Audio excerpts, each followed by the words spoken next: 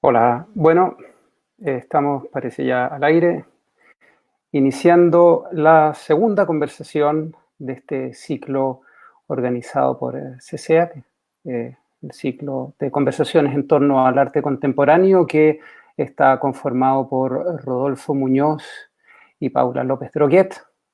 Eh, Tuvimos la oportunidad la semana pasada de conversar con Paula Baeza Pailamilla y con el colectivo Última Esperanza sobre los sueños y ese territorio que nos entregan entre lo real y lo irreal.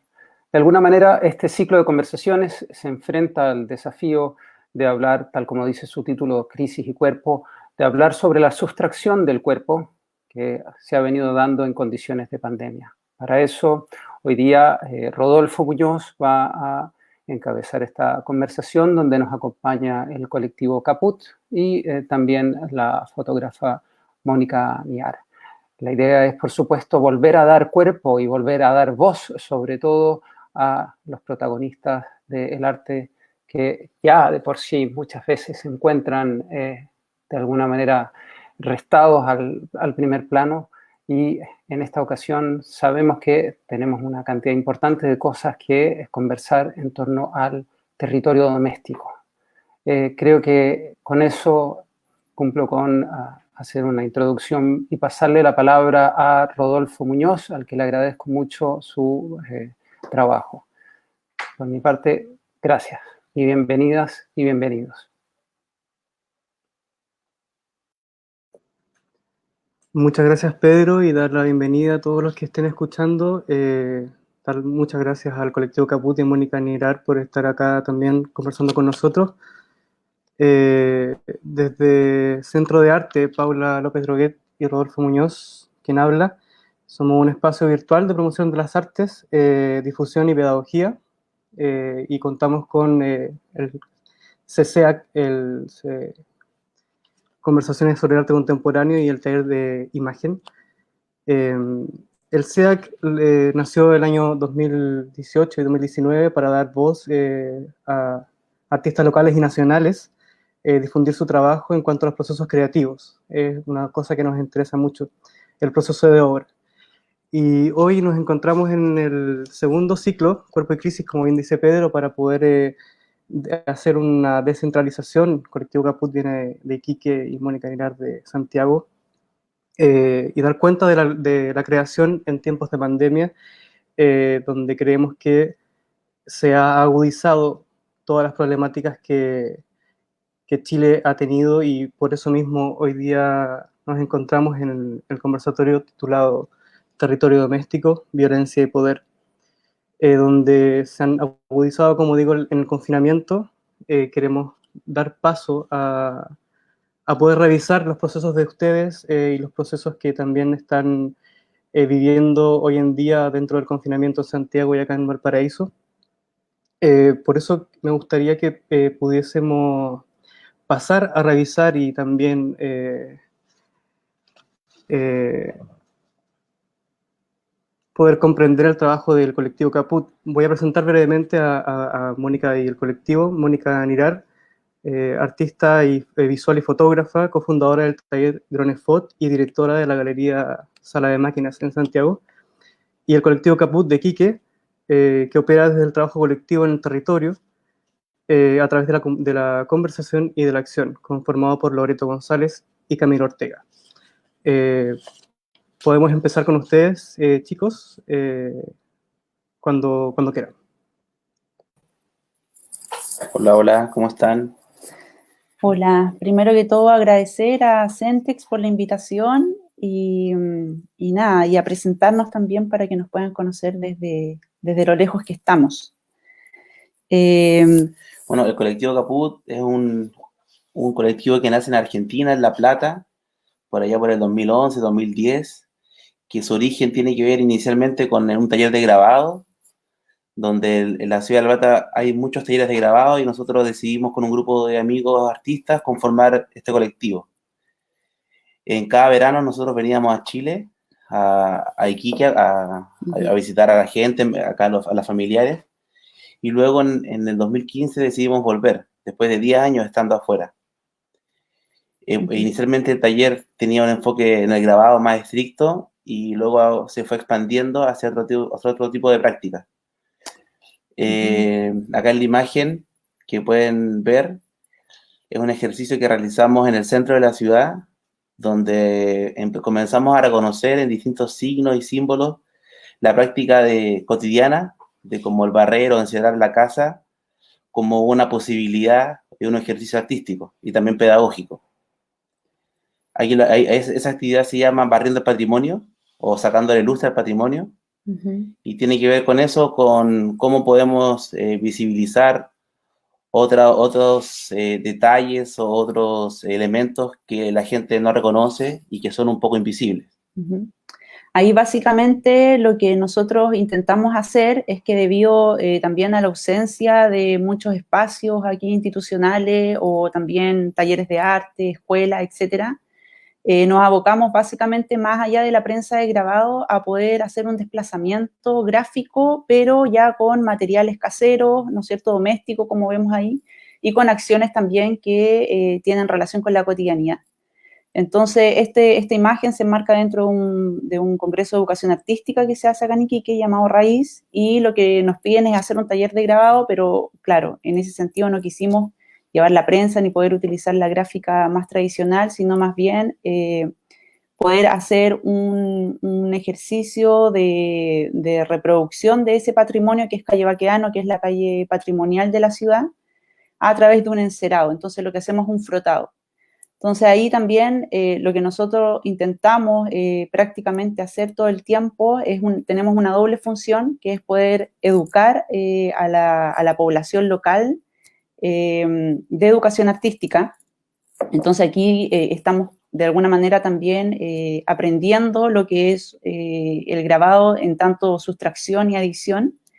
Y por otro lado, también intentamos esto después llevarlo a espacios institucionales como una manera también de poder educar a la academia teniendo relación con el ejercicio de la práctica del grabado desde una manera cotidiana.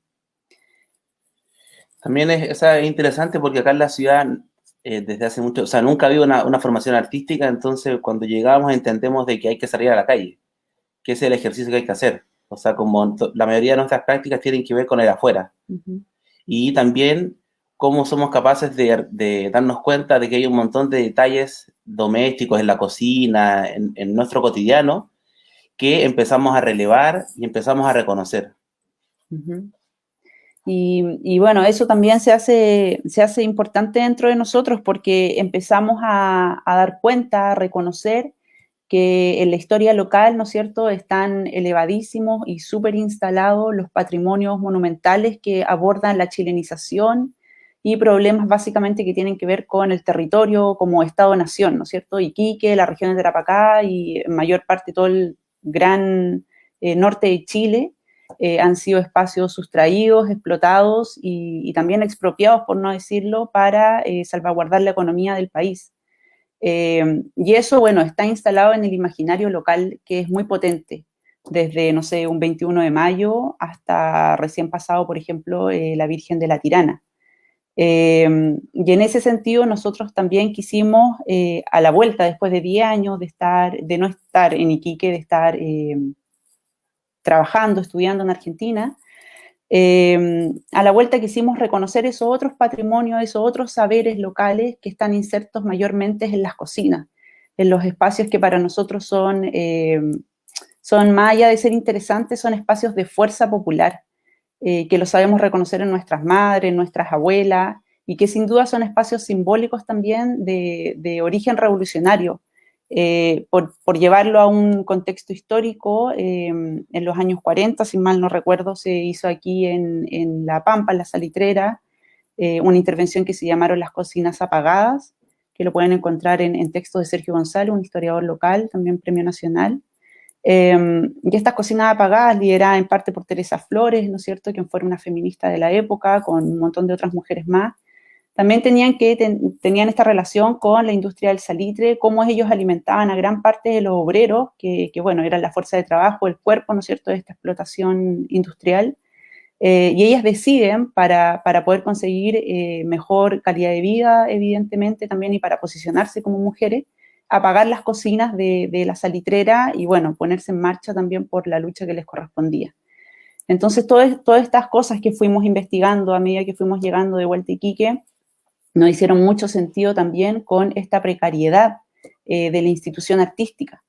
Entonces, en ese sentido, nosotros quisimos y queremos todo el tiempo también no posicionarnos también como un colectivo de arte, sino como un colectivo de mediación que sugiere e invita a la comunidad a poder establecer diálogos en relación a lo que sucede aquí en el ámbito local.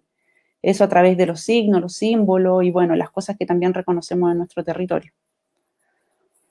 A ver si existen algunas otras imágenes más que podemos ir comentando. ¿Y unas imágenes intermedias? Mientras se ponen las imágenes, me gusta mucho, o mientras los voy escuchando, la resignificación de los espacios domésticos o la resignificación de los elementos me parece una cosa fundamental dentro de la práctica artística de ustedes y como colectivo, digamos. Sí. El sentido, digamos, del territorio, el territorio doméstico llevado hacia afuera. Me gustaría mucho que se pudieran un poco ahondar o profundizar con las imágenes que van corriendo sobre esa resignificación, por ejemplo, que hablaban con la imagen anterior del grabado puesto al servicio de la calle, digamos. Me parece muy interesante. Eso es súper también interesante porque, bueno, nuevamente, debido a la ausencia, ¿no es cierto?, de estos espacios institucionales como una galería, un museo, lo que fuese, un centro cultural, nosotros empezamos a darle valor a espacios que están semi-abandonados dentro de la ciudad, que están habitando dentro de una gentrificación que está viviendo Iquique. Bueno, ahí es entrar también en otro mundo, pero Iquique también tiene una especulación inmobiliaria súper alta y también vive una cultura de la fantasía muy potente. Por lo tanto, se están dejando de lado un montón de espacios que son muy significativos para la historia sobre el movimiento obrero que existió y que existe, pero que no está reconocido hoy en día. Entonces nosotros ayer justamente lo hablábamos con Camilo y decíamos cómo también pensar lo doméstico no necesariamente dentro de la casa, como en el habitar cotidiano de nuestra casa, sino más bien pensarlo lo doméstico como el barrio, como ser local finalmente, tener esos códigos locales que cada uno sabe. Y en ese sentido, bueno, ir trabajando también lo que a nosotros nos nutre, que son esas cosas que solo suceden aquí, como también hay cosas que solo suceden en Santiago, en Valparaíso, en Arica. Ahí estamos en una mediación que hicimos con un centro de investigación del medio ambiente acá sobre las aves de Tarapacá. Y nosotros quisimos llevarlo un poquito más allá y también posicionar, por ejemplo, a una ave que es muy característica de la zona, que es el llamado pato yeco. Cormorán yeco. Cormorán yeco, pero claro, y que también de alguna manera simboliza la migrancia, el carácter migrante que tiene este lugar, pero al mismo tiempo también el racismo que sufre. Entonces también fue poner en posición un pato que es negro, que la gente no lo quiere, pero que al mismo tiempo hay mucha ignorancia por sobre lo que significa este pato también para el medio ambiente. Así que esas son las cosas que vamos trabajando en tanto como aprendizaje colectivo también. O sea, eso es interesante en cuanto a esa ave, el pato yeco, que muchas de las personas que visitaban este proyecto, esta exposición, pensaban o les sorprendía por qué estaba esta figura, esta escultura ahí presente, que era para ellos un ser indeseable. Y que también ahí nosotros hacíamos como esta relación con el migrante, que es esta situación que nadie quiere ver. Pero entonces aparecía esta pregunta, bueno, ¿y quién está primero en este territorio? Si las aves, y luego a partir de la investigación, el cormorán yeco habita toda la costa del Pacífico. Entonces también era explicar a la gente que, bueno, este asentamiento humano llamado Iquique también genera todo un cordón en el medio ambiente y una erosión, un impacto, que hace que proliferen también un montón de aves y animalitos.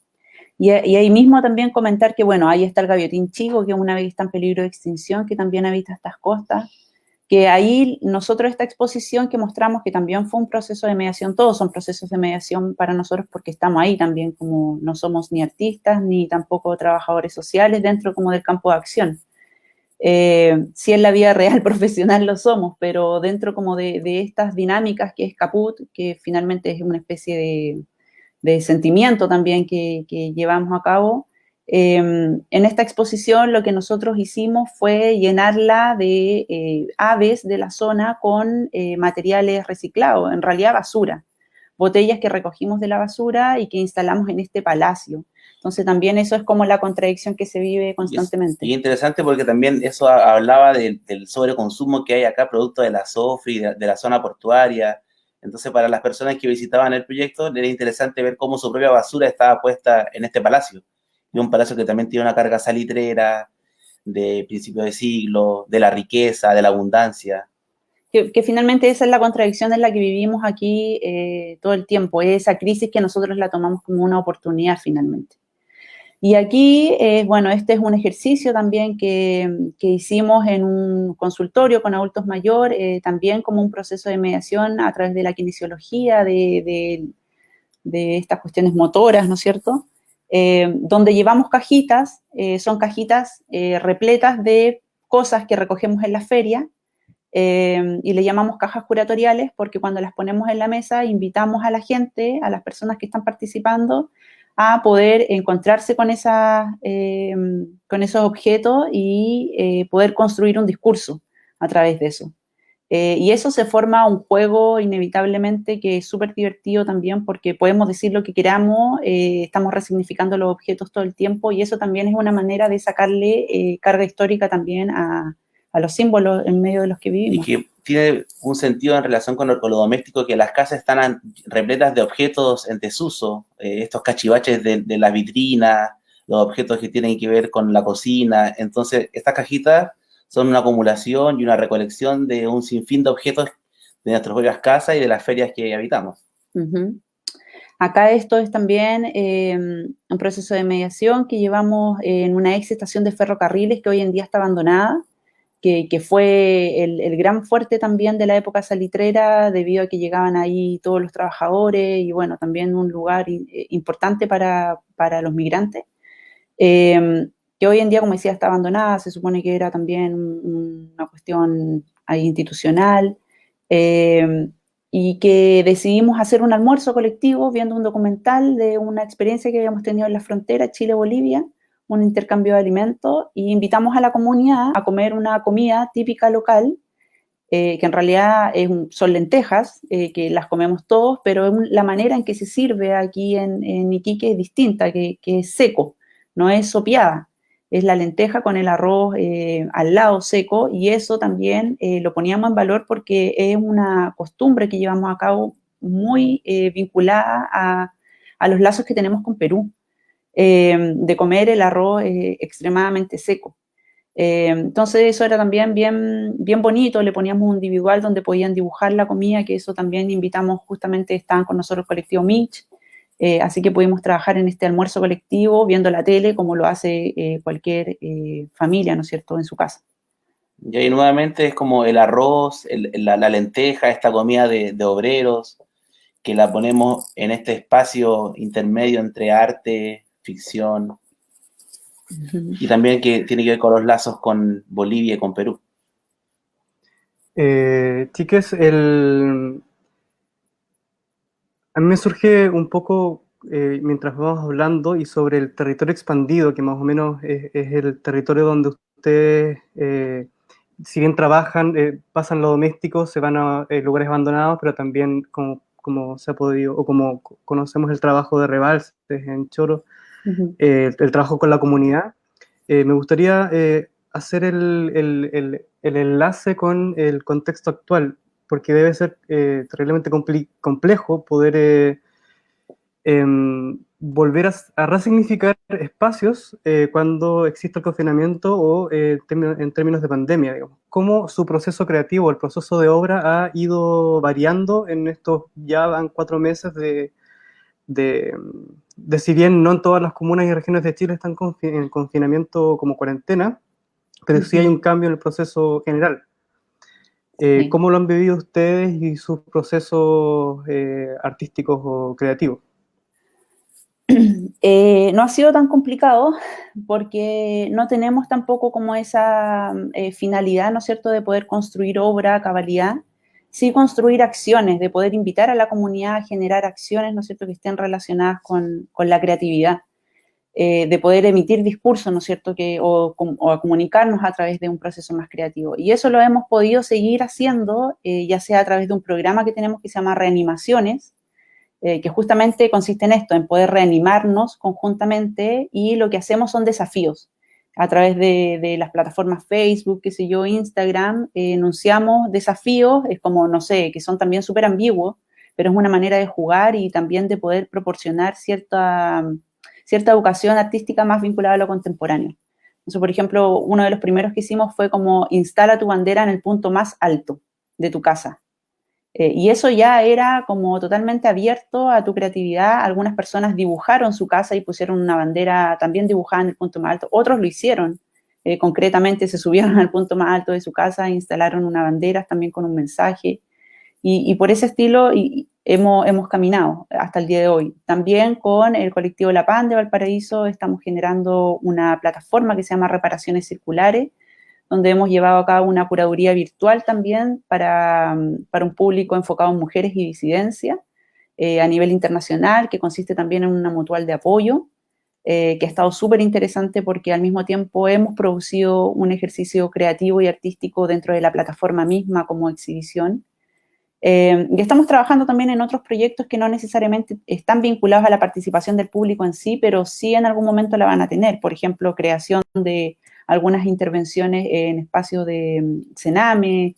Y bueno, lo más importante para nosotros en este momento también, que más allá de una acción artística, ¿no es cierto?, que a veces nos incomoda estar situados en como en esa calificación, en esa categoría como Caput, es la acción misma, es accionar, es salir a la calle y poder, no sé, cacerolear, y hoy en día estamos constituidos en nuestro barrio también, haciendo una olla común, donde nosotros también generamos también intereses simbólicos o señalamos signos en esa olla común desde la comida, desde la materialidad, no sé, desde la serialidad, perdón, que generan los 150 platos que hacemos a diario, o no sé, tenemos también otro colectivo dentro de aquí del barrio que se llama La Flora, donde estamos generando huertos comunitarios. Entonces, ese tipo de acciones que igual de alguna manera nos permiten salir o proyectarnos a futuro, nos han mantenido como sumamente también activos.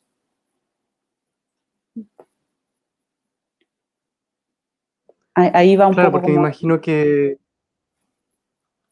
Sí. Sí, no, es que el trabajo en general en los territorios, claro, significa siempre salir, y en estos tiempos, digamos, estar en el afuera. Sí. Y en términos, la complejidad, creo, de esto es la confusión también, en cómo cada uno no sabe muy bien cuáles son los parámetros que tiene que seguir, los protocolos que uno tiene que acordarse, digamos, desde el gobierno todo es confuso, por tanto, en el territorio doméstico aún más será confuso, digamos. Me gustaría que de repente pudiéramos abordar ustedes tenían unas imágenes finales, abordar un poco eso, porque creo que está súper bueno el enlace en cuanto a los elementos domésticos resignificados que hablábamos en un momento, para poder pasar al trabajo de Mónica, haciendo el enlace, Mónica, sí. digamos, más formal. Sí. Y bueno, no sé si... Bueno, esto es una residencia que hicimos en verano, que se llamó Zona de Campamento, que es un lugar, fue en Río Seco, en una caleta costera, a 90 kilómetros al sur de Iquique, donde, o sea, esta residencia nace porque mi abuela tiene una casa ahí de hace muchos años, y en los constantes ires y venires en verano de paseo, hay un montón de prácticas que se van acumulando y que tienen que ver con el sobrevivir en ese lugar. Y aquí en la imagen se puede ver que hay un ejercicio de ir a buscar el agua porque no hay agua potable para el baño. Entonces hay que ir a buscar esa agua para hacer limpieza del baño y ocuparlo. Entonces ese ejercicio a diario, con los tambores de agua que los artistas invitados tenían que ir a buscar, también era una forma de situarse en ese lugar.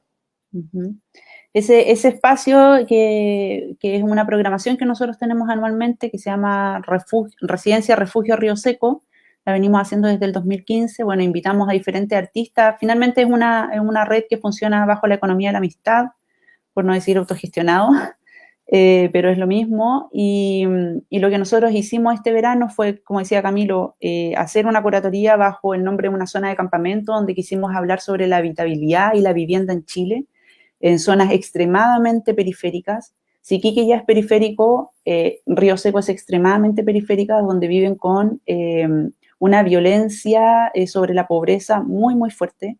Y ahí nos queríamos detener también, cómo nosotros utilizamos el cuerpo como un medio también para poder trasladar estas botellas a diario que genera un cansancio bajo el sol, bajo el agua salada, que es muy potente también.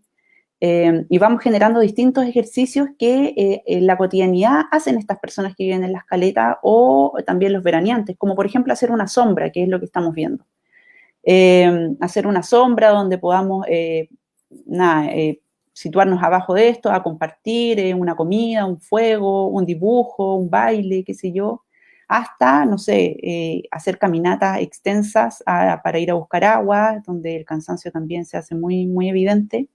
Y eso de ninguna manera nosotros queremos estetizarlo, nosotros no trabajamos materializando luego estas experiencias para poder llevarlo a una galería o un museo, sino más bien queda en el cuerpo, en la acción, en la experiencia, y eso finalmente es lo que de alguna manera sistematizamos muchas veces en una cuestión gráfica como un libro. Y ahí volvemos a este ejercicio gráfico que nos interesa, de publicar, de editar. Pero ahí es donde también nosotros podemos llegar a cruzar estos elementos en base a un territorio doméstico, ¿no es cierto? Que es la acción habitual que uno... Creo que se detuvo un poco. ¿Ahí me escuchan? Mónica, ¿tú escuchas?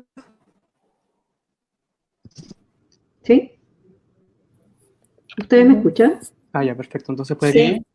Sí, es que puede que el colectivo Caput haya tenido un problema con internet, creo. ¿Pero nos escuchan ahí? ¿Sí? Bueno, una pregunta. Dime. ¿Cómo ven ahora, digamos, porque con la pandemia, ¿no es cierto?, van a ver, después que salgamos, al menos Santiago, de esta cuarentena, digamos, ¿cómo ven ustedes la relación, digamos, que va a haber? Porque en términos, ¿cómo se llama?, físico, va a haber una diferencia grande, digamos, ¿no? Donde va a haber que mantener distanciamiento y puede que no sea de 1,5 metros, porque ya hay investigaciones que podría ser de hasta metros de distancia.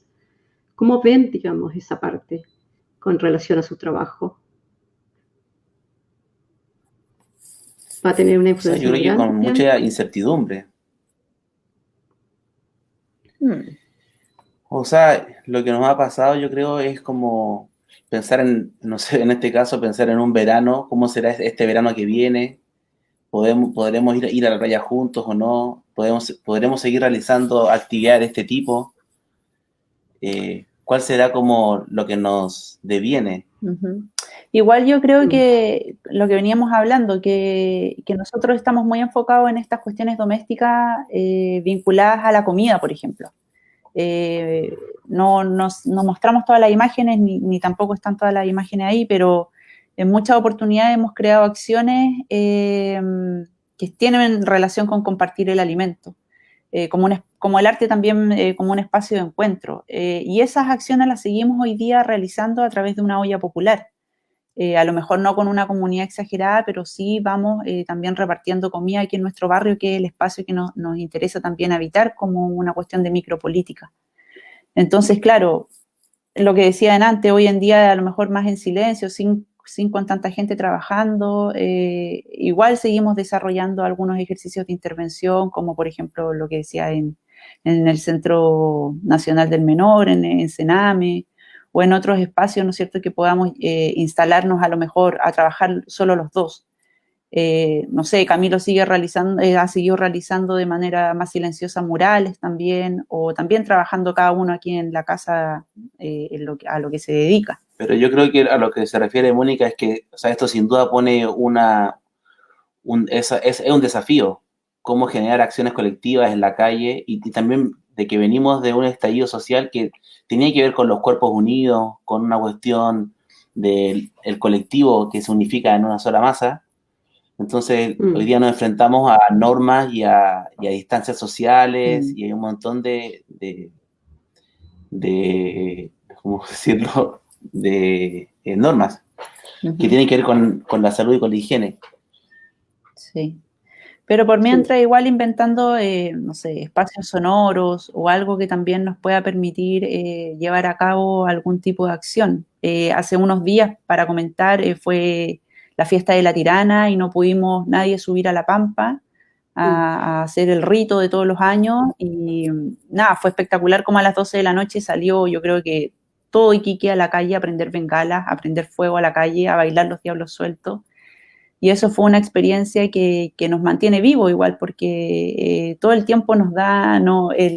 La misma localidad, el mismo territorio nos alimenta con este tipo de experiencia tan simbólica y fuerte, o sea, que nos permite seguir adelante también.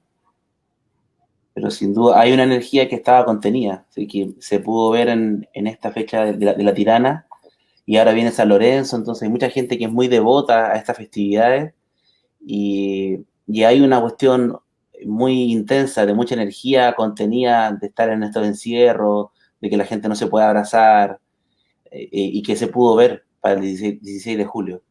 Fue muy potente. Sí, es complicado, porque es un desafío súper grande de poder, ¿cómo se llama? Porque además chocas con una idiosincrasia que es no mantener mayormente las distancias, ¿no? O sea, yo creo que es complicado, mucho más complicado en Latinoamérica que no sé, que en Suecia, por ejemplo. Exactamente, sí. Y aquí de luego pensar en este verano, en que a la gente le gusta la cosa de estar juntos y como aglanados. Hay una forma de vida muy arraigada. Pero que va a cambiar, digamos, de una otra manera. Sí, seguro. Sí. Seguro que sí. Vamos a ver qué pasa.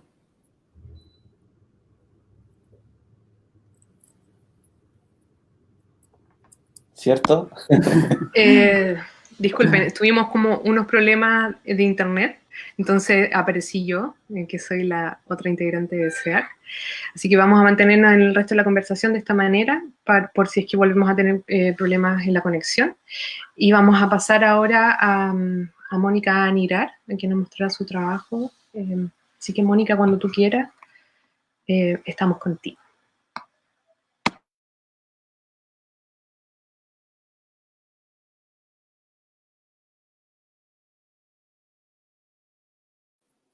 Tu micrófono, Mónica, lo bloqueaste.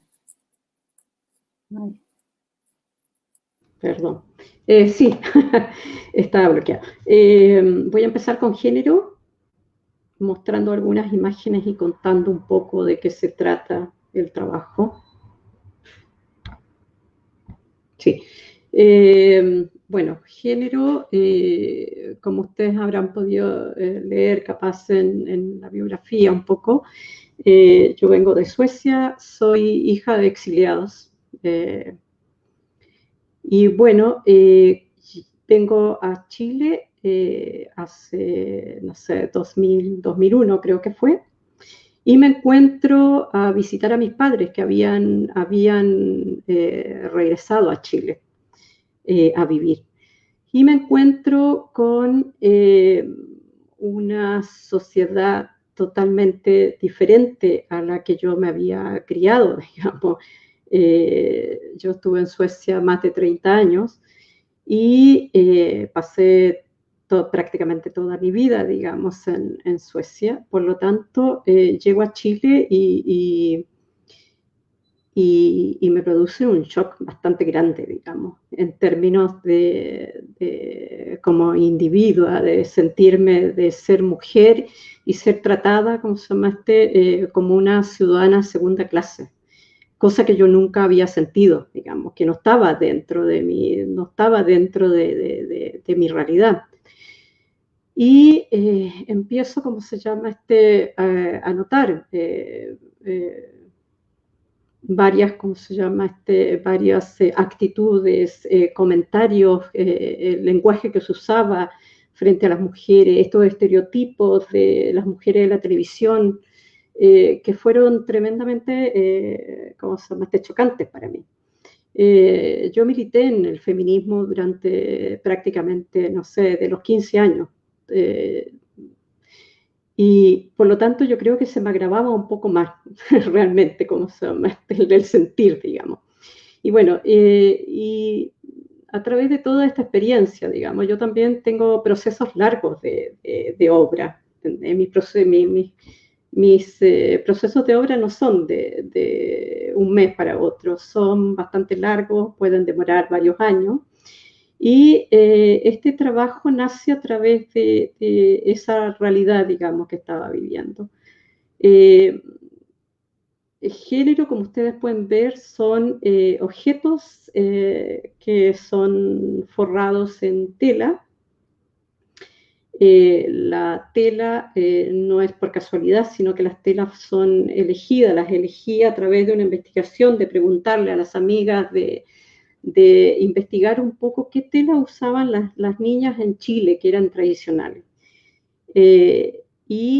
Porque me llamaba también mucho la atención, digamos, además de que me encontraba con esta forma de catalogar a las mujeres de niña, que me llamaba mucho la atención también, porque muchas veces yo preguntaba, no sé, iba a alguna parte y decía, en tal lugar, y me decía, sí, la niña aquel. Decía, pero ¿cómo niña? Pero si es una mujer, digamos. Y ese lenguaje de catalogar, ¿cómo se llama? De decirle a una mujer el trato, de poder, ¿cómo se llama? Indicar a alguien como niña, siendo que eres una mujer, inmediatamente tiene un trasfondo, digamos, en definitiva, de minimizarte, de hacerte sentir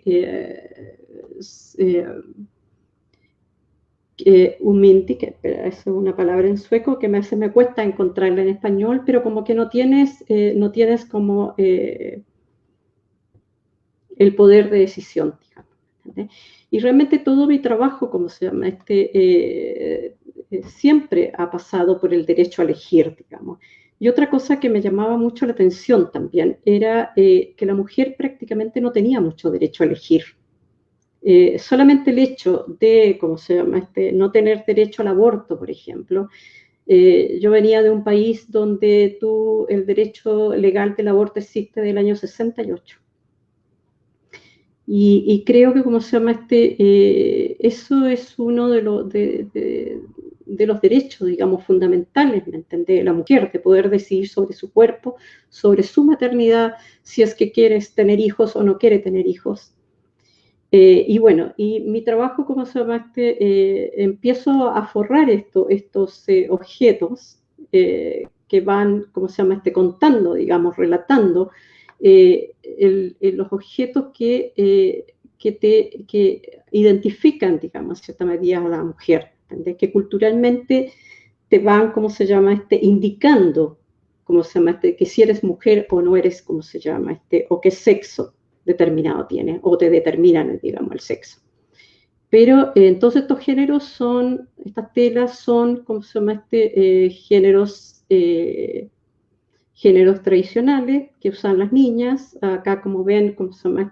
Por ejemplo, en esta fotografía, donde están con esta instrumentaria, son los géneros que usan las niñas para los delantares.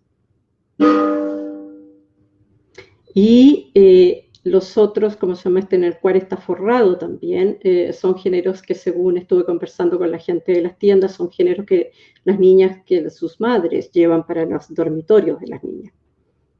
Y bueno, pero la tela, el haber forrado estos objetos, más que nada tiene que ver con esta parte de la cultura chilena, de esta cosa de siempre como poner una tela, digamos, sobre, ¿me entendés? De lo que hay adentro de tu casa, de lo que lo que no se debe ver. Porque hay una postura de lo que está afuera, de lo que haces afuera y lo que está dentro. Entonces hay un ¿cómo se llama? Esta parte que protege, digamos, que nos aísla, que no nos deja ver. Y bueno, en el trabajo también están estos instrumentos ginecológicos. Los instrumentos ginecológicos son los instrumentos que las mujeres usan para hacerse, ¿me entendés?, los hospitales, digamos, para hacer los abortos. También en estos instrumentos hay un palillo, creo que está en una foto más adelante, ahí, en el cual, ¿cómo se llama? Los abortos hay muchos abortos que se realizan en Chile que son ilegales, y que las mujeres se introducen palillos al útero para abortar, en el cual se hacen heridas en el útero y que cuando muchas de ellas sufren hemorragia, llegan a los hospitales con hemorragias, muchas de ellas mueren también, y no solamente, ¿cómo se llama? De que están en peligro de muerte, que generalmente son las mujeres pobres, sino que también, además, se encargan muchos hospitales de denunciarlas y llevarlas, ¿cómo se llama? Por supuesto, muchas de ellas, ¿cómo se llama? Sufren, las que se salvan, penas de cárcel, lo mismo que los médicos que han practicado o las mujeres que lo han practicado, pues en ese caso son ilegales. En Chile, de hecho, el aborto, ¿cómo se llama? Se ha practicado desde larga historia. Mi abuela se practicó varios abortos, pero ella se lo hacía en clínica, con médicos que te practicaban el aborto con todas las condiciones, como se llama, para poder hacértelo. Las mujeres pobres se hacen los abortos con mujeres, con pseudas matronas, que en condiciones, como se llama, de falta de higiene es tremenda, por lo tanto peligra la vida. Y bueno, esta obra, digamos, estos objetos van relatando la historia ¿me entendés?, de las mujeres, de que somos los objetos o la cultura es la que determina, digamos, lo que vamos a hacer, mujeres o hombres u otros. Eso más o menos. Sí, quería intervenir, ojalá que no se me corte el internet. En cuanto bueno, veníamos hablando con Caputo sobre el territorio expandido en las artes, y ahora está digamos, adentro en el trabajo de género, pero igual hay una resignificación de los elementos, una vuelta a mirar los objetos de manera mucho más dirigida desde la fotografía. Me gustaría que pudiéramos ahondar también, y creo que podríamos incluso hacer el enlace con tu próxima obra, en cuanto a la tensión entre territorio doméstico o elementos domésticos y la resignificación de ellos. Podríamos, sí, con Señorita Lila, que esa sería la última obra.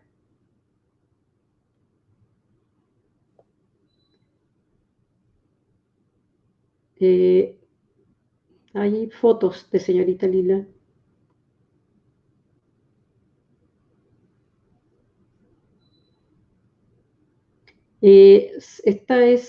Bueno, este trabajo es Señorita Lila, que en estos momentos está, ¿cómo se llama? Se está exponiendo en el Museo Sin Muros de la Sala del Bellas Artes, que está en el Mall Plaza Vespucio. Se inauguró el 15 de marzo, el 14 de marzo, y entramos en cuarentena. El mall creo que entró en cuarentena esta sala el 18. O sea, Señorita Lila alcanzó creo que a estar 5 días en exposición. Todavía está en la sala exponiéndose, o sea, está puesta, pero se piensa que cuando pase la cuarentena se podrá, ¿cómo se llama? Volver a reabrir y poder ser visitada. La inauguración fue muy visitada, eso es una de las cosas interesantes que tiene esa sala, es que está en un mall y que la gente puede, ¿cómo se llama? Ir a verla, pasar a verla, y pasa mucha gente. Es impresionante la cantidad de gente que entra, que va al mall a comprar o vaciar, ¿sí? Y entra a ver las exposiciones. En ese sentido es una muy buena sala. Bueno, Señorita Lila es un trabajo que es sobre una mujer que murió, que era mi tía, una mujer que murió hace 7 años atrás más o menos y que era soltera, como su nombre lo indica, digamos. Era una señorita. Ella en los años 40, 50 determina, digamos, ¿cómo se llama? No casarse y no tener hijos. Ser una mujer independiente. Ella tenía un taller de alta costura, digamos. Como relataba, ella muere y quedan estos objetos que yo rescato antes de que las hermanas tiraran todo, porque en general eso pasa, digamos, tiraran todo, rescato algunos de sus objetos que ella había guardado. Que muchos de esos son objetos domésticos, como también hay vestimenta, objetos, como se llama también hay, como ustedes ven ahora, objetos para, no sé, de adorno, para arreglarse, ropa interior, y ¿cómo se llama me interesa mucho, siempre ella me interesó bastante, a pesar que no la conocí tanto, porque yo era muy pequeña, y después cuando vuelvo a Chile, me encuentro con ella, pero era bastante hermética en ese sentido, entonces quedan estos objetos, los cuales, ¿cómo se llama me interesan porque son parte de su historia. En el caso, por ejemplo, a pesar de, ¿cómo se llama de que ella ya no está, que está ausente, que son vestimentas, ropa y objetos ¿cómo se llama? Que son de una mujer que ya no está viva, pero que sus objetos van relatando su historia. Y me interesó más que nada, digamos, el hecho de que fue capaz en una época que era muy complicada que una mujer pudiera tomar determinaciones sobre su vida, sobre su independencia, decidir no ser madre, cuando todo es sobre todo, como se llama en Latinoamérica y en Chile especialmente, que es una cultura bastante conservadora, haya determinado con todo lo que significaba, digamos, haber, ¿cómo se llama decidido ser independiente, no tener hijos, no casarse. Es una actitud que en esa época, y que todavía, digamos, es bastante valiente, el derecho a elegir, a pesar de todo lo que ella haya sufrido, digamos, porque fue bastante estigmatizada, fue, ¿cómo se llama yo me imagino, de que tiene que haber sido bastante duro en ese sentido. Ir en contra de cómo sea lo que está impuesto. Y bueno, y esto ahí está señorita Lila, cuando tenía más o menos 19 años. Y este trabajo, digamos, también, ¿cómo se llama? Es un trabajo bastante actual, no es solamente un trabajo de una mujer de los años 50, 60, sino que también, ¿cómo se llama? Es un trabajo muy actual, porque es la situación de muchas mujeres. Hay también una foto sobre la exposición que podríamos entrar a ver. Ahí está señorita Lila, ya mayor. Ahí está su vestimenta. Es interesante el trabajo, Mónica, y quizás, no sé, hacemos una relación también en esta idea de los objetos, que tú utilizas los objetos para contar, para describir una historia o narrar una historia, y nosotros también lo utilizamos como una especie de signo o símbolo de un territorio. Exactamente, yo creo que ahí hay un cruce. Sí, ahí hay un cruce como... Y más allá como de los objetos, también el tema que tú pones en cuestión también de la cuestión tradicional, que de alguna manera también habla como de esta chilenidad, que que me imagino que también es un impacto para ti al volver de Suiza. O sea, en cuanto a esta cosa de los textiles, las texturas que tienen los textiles, los objetos, que hablan de una cultura, de un imaginario chileno, por decirlo.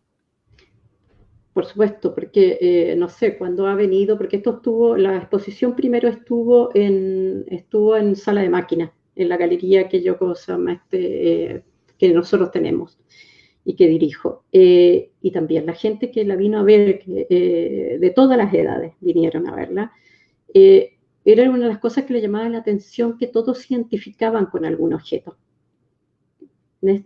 Es como se llama, todo el mundo me decía, oye, pero esto lo ha tenido mi abuela, yo nací con esto, objeto, pensar esta ropa, ahí están los objetos, en estas fotos se pueden ver, álbumes de los años 80, todo el mundo se identificaba, digamos, con un objeto, de una otra manera.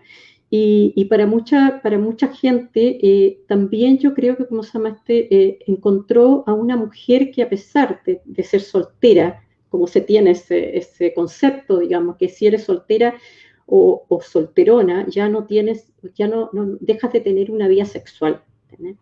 Y Lila no, Lila, como se llama, por lo que tú puedes ver por su ropa, te das cuenta, como se llama, de que no solamente el hecho que haya guardado esta ropa, porque muchas de las cosas que ustedes están viendo ahí son de los años 60, 70, sino que ella, ¿cómo se llama? Yo creo de que gozaba, ¿me entiendes? Sexualmente, en términos de esa, ¿cómo se llama? Ella nunca perdió esa parte, ¿me entendés? De ser, ¿cómo se llama? Una mujer, ¿cómo se llama? Sensual. Por su vestimenta se puede ver que habían, ¿cómo se llama? También elementos eróticos. O sea, nunca se prohibió, yo creo, su propio goce.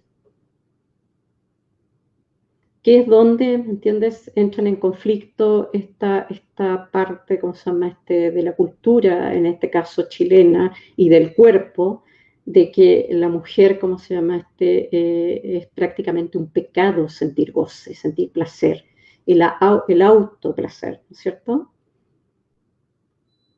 Bueno, ahí están en la galería, el día de la inauguración. Y también esta idea como del velo, ¿no? Que comentabas recién, que tiene que ver como la cortina, la ropa y las capas que van cubriendo la historia. Exactamente, esas capas, digamos, que hay y que tienes que ir, como levantando, acabando. Sí. Sí. Hay un cruce interesante entre las dos obras, justo íbamos a hablar las dos, en relación de que una, género, trabaja sobre justamente el género como tela, que muestra un estereotipo de lo que debería ser la mujer en Chile, ¿no? Sobre todo esta es la niña, o lo que se espera de que debería comportarse la niña, y esta señorita Lila, que es como al revés, todo lo contrario, sino que como que utiliza el objeto, un objeto inerte, que hace como la proyección de un otro, de una mujer, desde su espacio íntimo, que dista mucho de esta proyección global, que podrían ser las telas que se venden para, qué sé yo, las sábanas, o los vestiditos, o esta especie de ajuares, o qué sé yo. Entonces es interesante ver cómo las dos obras dialogan en lo que se espera de la mujer en esa época y hasta ahora, lo que se espera de la niña, esta cosa pulcra, esta cosa inocente, esta cosa como princesesca, a la realidad de la mujer chilena y de todos lados, ¿no? Una persona que decide sobre su cuerpo, una persona que tiene obviamente una sexualidad activa, y este cruce es una tensión interesante entre las dos obras, o desde tu mirada me parece valiosa. No sé si está pensado desde ahí o simplemente ocurre. No, está pensado desde ahí. Es una de los, digamos, en términos, ¿cómo se llama? Los motivos, digamos. Esta determinación sobre tu cuerpo.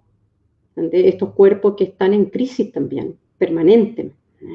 La negación sobre tu propio cuerpo también.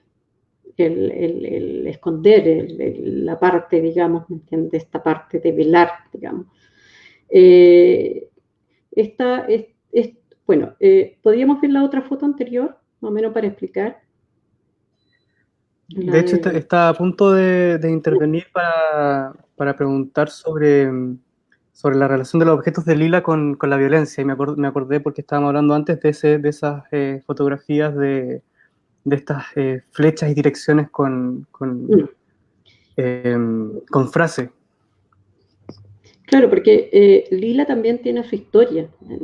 Señorita Lila tiene su historia, digamos. Ella como mujer a los 17 años más o menos fue no violada, pero sí a las puertas, digamos, de ser violada. Por lo tanto, sufrió también, además era una mujer muy bella, muy, muy bella, muy atractiva, por lo tanto sufrió de mucho acoso en la calle, acoso en su propia vivienda, digamos, en su seguridad. No sé si eso fue lo que la hizo, ¿cómo se llama?, determinar a través de estas vivencias, digamos, determinar el no, ¿cómo se llama?, comprometerse. Eso no lo tengo muy claro, pero sí lo que sí entiendo, digamos, que ella también fue una víctima de una sociedad, de una cultura, el patriarcado y de una época. Y bueno, y estos patrones que son de costura son de una revista alemana que se llama Burda. Ella tenía un taller de costura si vemos la foto donde está porque este trabajo yo, ¿cómo se llama? Lo desarrollo cuando me invitan a exponer Señorita Lila en el Museo Sin Muro. Y desarrollo este trabajo que son estos patrones de costura que tienen indicaciones y los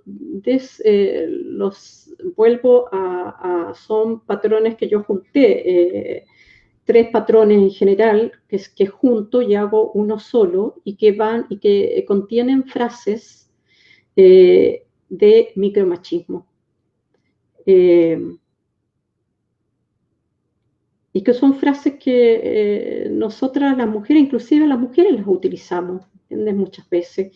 Que son frases de que están normalizadas en nuestra sociedad. El decirte que te las dicen en la calle, que tú las puedes ver, ¿cómo se llama? Que las puedes escuchar permanentemente, y si no es prácticamente todos los días.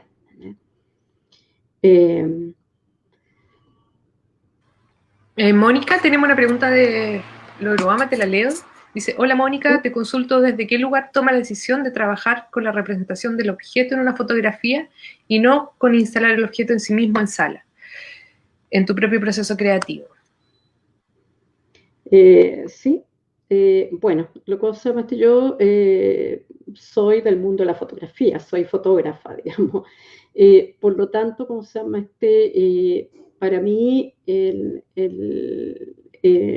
hecho de, ¿cómo se llama? En el proceso de mi obra, nunca he pensado mucho la obra en términos instalativos, porque podrían ser también, digamos, son objetos con los cuales tú podrías instalar. Siempre lo he pensado más que nada, ¿me entiendes?, en términos fotográficos, digamos, más que instalativos. Es lo que me interesa.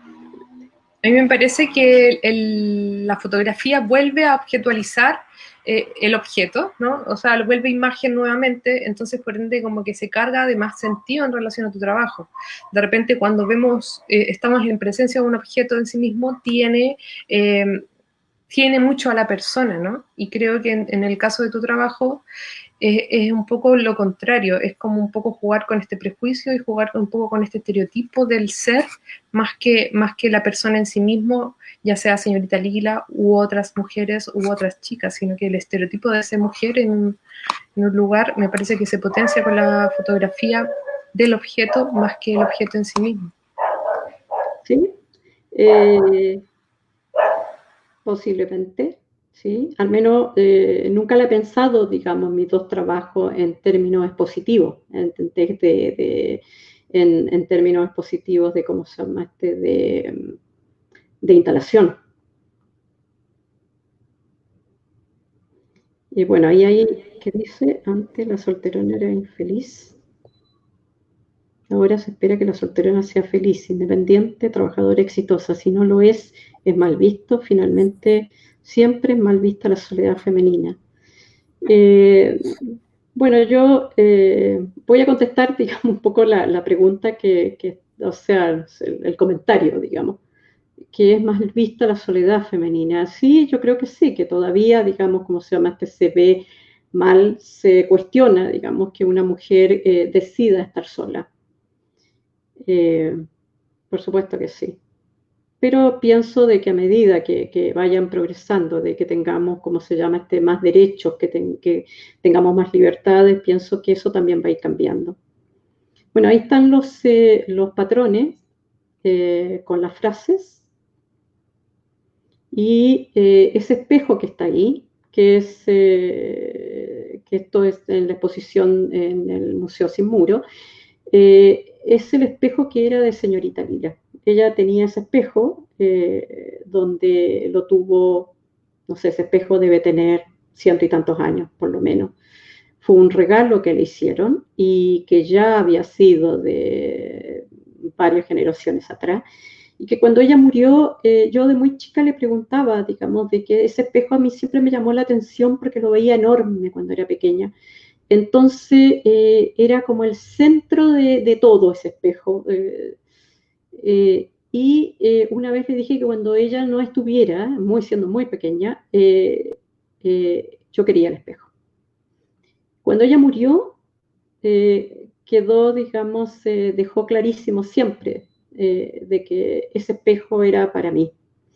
No era tan grande como yo lo veía, como se muestra al final, pero en ese espejo, como se muestra, es una parte sumamente importante, digamos, de esta muestra, ese espejo, porque es el espejo que ella siempre tuvo en su habitación, en el espejo que ella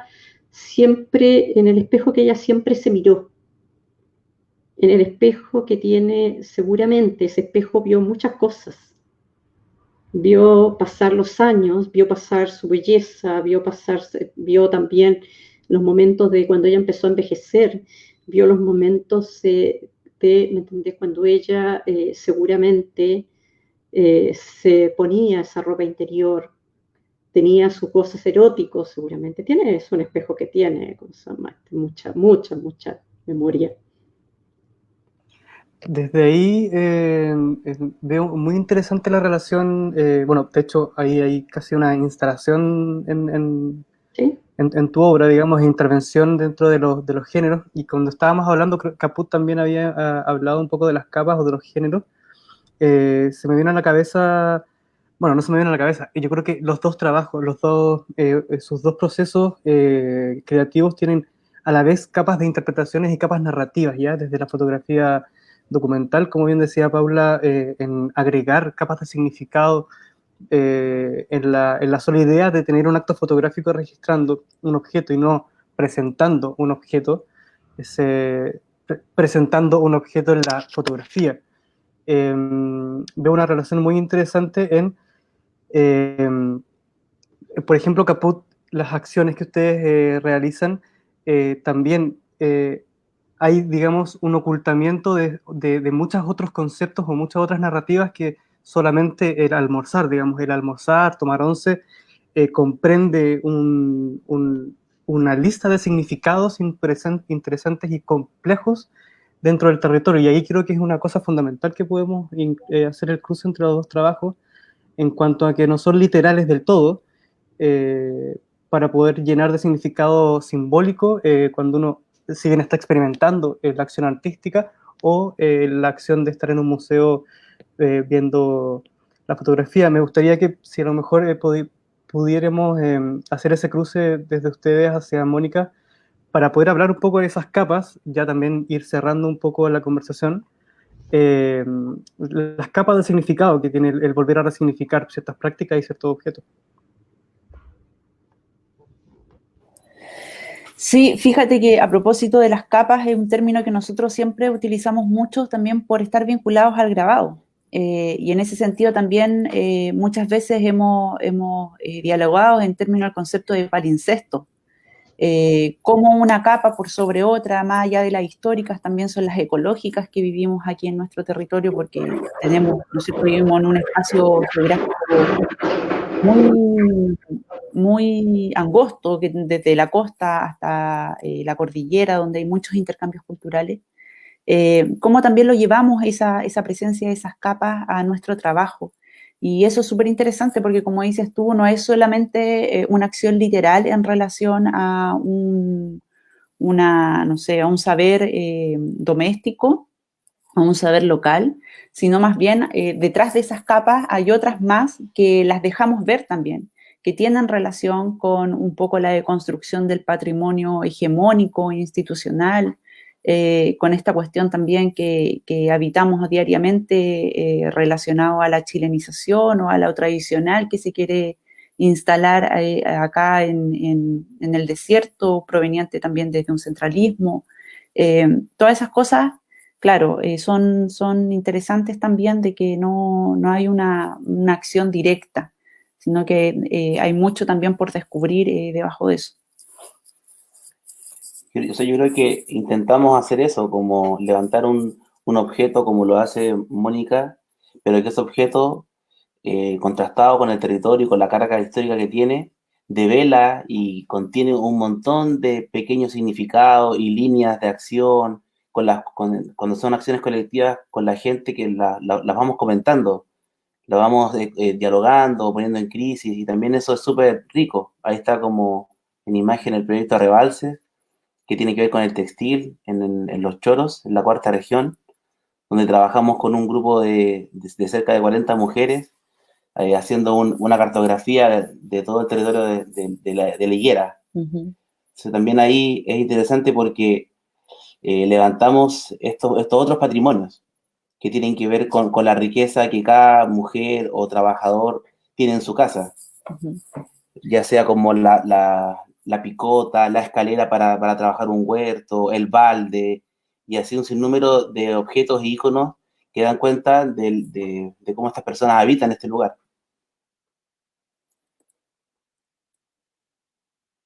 Es importante ahí en la relación como con ambas, como ambas trabajan, como la importancia de contarse como desde adentro, ¿no? Como el trabajo en colectivo con la comunidad que involucra realmente cómo se habita el espacio y el territorio, ¿cierto? Y cómo eso genera una comunidad y una cantidad de saberes y haceres que mantienen eso, ¿ya? Ajeno, por ejemplo, a lo que trabaja la Mónica, que justamente trabaja con estas imposiciones sociales que distan mucho a la realidad de la mujer chilena, ¿cierto? Entonces, como que es interesante de cómo podemos manejar o trabajar el objeto en relación a estos cruces de lo que deberíamos ser y de lo que realmente pasa en el territorio, ¿cierto? Era una de las cosas que nos interesaba junto a Rodolfo de poder generar este cruce entre ustedes dos, porque bien, es territorio doméstico, violencia y poder. Una de las la mayor manera de ejercer poder, en definitiva, es silenciando como nuestro quehacer cotidiano, ¿cierto? Nuestro cotidiano realmente. Entonces, es interesante poder verlo desde estos lugares que podrían parecer tan distantes, pero que a la vez son lo mismo, ¿no? O operan desde lo mismo.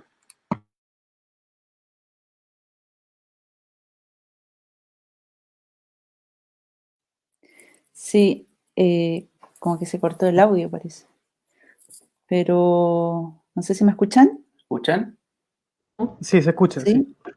No, como que quería recalcar esto que decía Paula también, lo importante de poner en la palestra las ausencias, que son también una carga de violencia y poder, y al mismo tiempo, bueno, desde todo el trabajo que muestra Mónica, como lo que se espera siempre se está esperando algo, y esa espera también no deja de ser un sufrimiento en sí mismo, porque, no sé, alguien que te está diciendo cómo hacer las cosas o cómo llevar el camino a cabo no deja de ser también una carga, no sé si violenta, pero también es un peso, claro, con el que debes cargar, y como mujer, bueno, aquí en Chile, como Latinoamérica y seguramente también en el mundo, que hasta el día de hoy persiste. Bueno, pero ese es el poder, digamos, en definitiva. Sí. El poder tiene, ¿cómo se llama? En cierta medida, ¿cómo se llama? Te dicta, digamos, lo que es la verdad. ¿Entendés? Esta es la verdad, este es el poder que ejerce, digamos, todo un sistema, no solamente económico, sino también político, digamos, en este sentido. ¿Cómo las mujeres tenemos que comportarnos? Tenemos que ser mujeres, no tenemos derecho a elegir la sexualidad, qué sexualidad queremos tener. Si realmente, ¿cómo se llama? Porque el trabajo de género también, otras cosas, digamos, porque tiene varias lecturas el trabajo de género. No solamente el hecho de considerarnos ciudadanas de segunda clase, con ese, ¿me entendés? No solamente el hecho de llamarnos niñas, es hacernos infantiles, es no poder tener el derecho a la decisión propia, no poder abortar legalmente. El no tomar esa resolución sobre nuestro cuerpo. Y bueno, y eso es, ¿cómo se llama? Es una herramienta de poder sumamente grande que tenemos, la exigencia enorme que tenemos las mujeres sobre nosotras. El comportamiento, cómo nos tenemos que comportar, cómo nos tenemos que vestir. Hoy día estamos viendo un caso de violación que es tremendo, que le echan la culpa a una chica que se suicidó y que fue violada de que estaba borracha. O sea, eso le da el derecho a un individuo a violarnos. Entonces vas viendo, digamos, cómo se llama, cómo se tejen estos sistemas, digamos, este sistema político y de poder sobre las mujeres.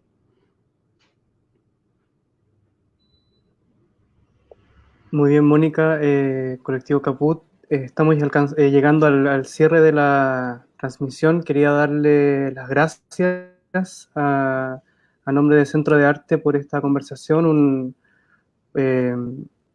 Gracias a Centex. Si hubiese alguna pregunta más, creo que no la hay. Queremos también recordar a la gente que nos está viendo y escuchando que el próximo conversatorio es Cuerpos Invisibles, Trabajo y la Negación de la Corporalidad. Nos acompañará la artista visual Natacha de Cortillas y Milko Carreño, fotógrafo y gestor cultural de Rancagua. Y la última será Educación, Afectos y Sentires, que nos acompañará Paz Castañeda y la curadora Andrea Yoch. Queremos agradecer entonces, chicos, chicas de Colectivo Caput y Mónica por habernos acompañado. Gracias a ustedes. Gracias a ustedes, súper gracias. Interesante todo. Gracias, Mónica. Igual a Saludos ustedes. a todos. Esperemos que nos podamos encontrar en otra oportunidad. Sí, sí. Gracias, que estén bien. Muchas gracias, adiós. Cariños. Chau, chau. Chao.